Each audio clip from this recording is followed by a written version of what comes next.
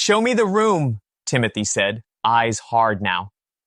Jade nodded and led them down the hall toward the basement hall. She slid a shelf aside, reached behind it, and pulled a lever. A soft click, like a throat clearing, broke the silence. A thin seam appeared. They opened the door that blended into the wall to expose the solid metal door with a dial.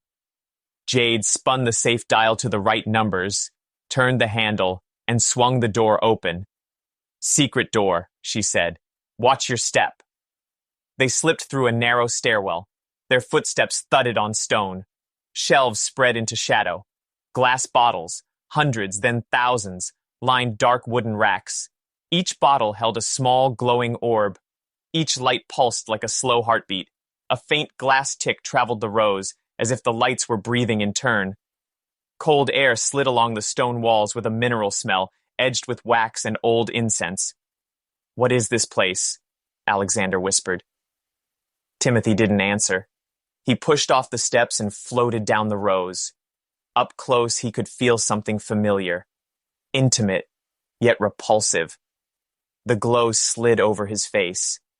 He turned from wall to wall, eyes studying the different shapes of glass.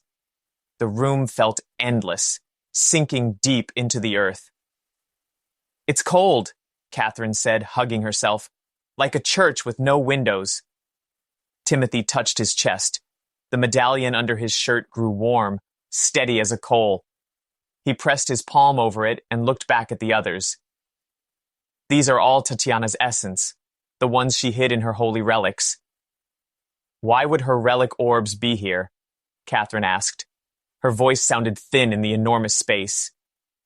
"Good question," Dennis said. He was already climbing the stairs. "I'm going up. The ancient book mentioned glass vessels. I'll check my index and try to decrypt that page." "Hurry," Jade said. Dennis vanished up the stairs.